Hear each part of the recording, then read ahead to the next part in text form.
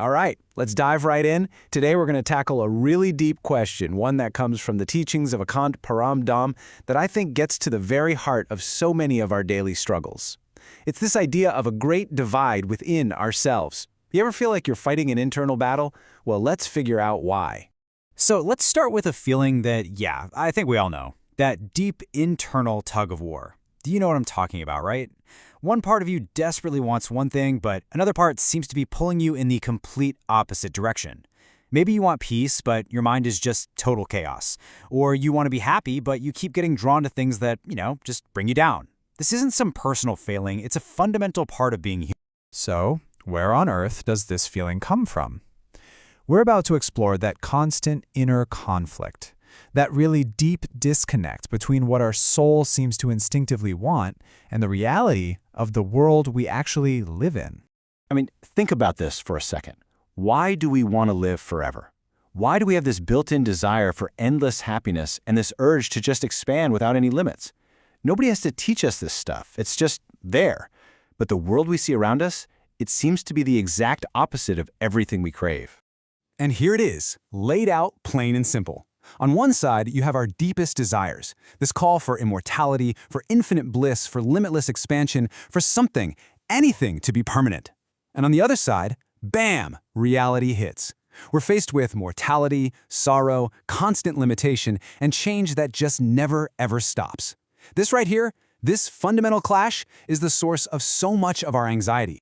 Now, according to the source material, the reason for this epic struggle is that we are literally a combination of two totally distinct, opposing, and eternal realities.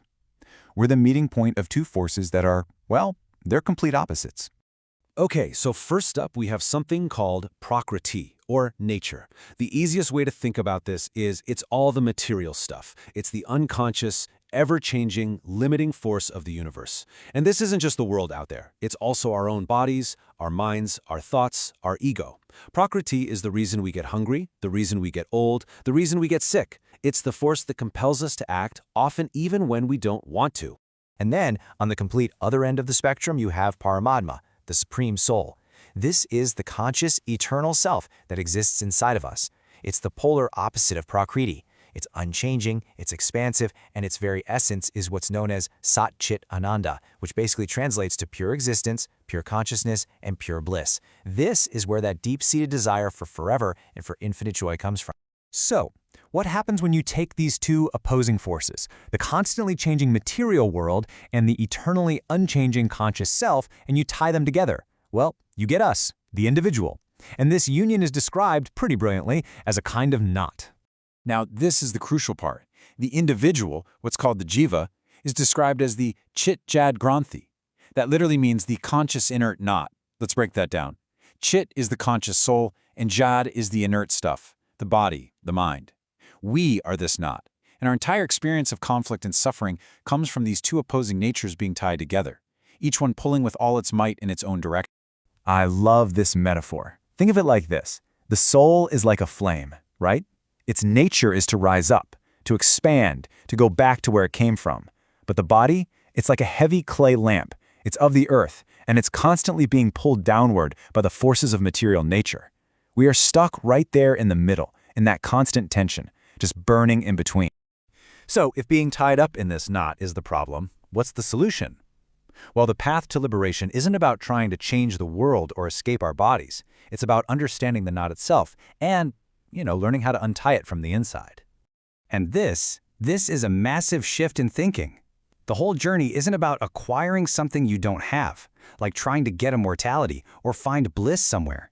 It's about realizing that your true nature, the Paramatma within you, is already immortal and blissful. The problem isn't what you are, it's what you think you are. So how does that actually work in practice? Well, it kind of breaks down into 3 stages. First, you have to deeply understand that all the properties of the body and mind change, decay, even death. All of that belongs to Prakriti, not to you, the conscious observer. Second, you have to actively work on stop identifying with all that temporary stuff. And third, you consciously begin to recognize your true self, your swadharma, as that eternal, unchanging soul. When you really boil it all down, this whole process comes down to one thing: changing your point of view. The source material is super clear on this. Our suffering is basically a case of mistaken identity. Let's use an analogy. Imagine a clay pot.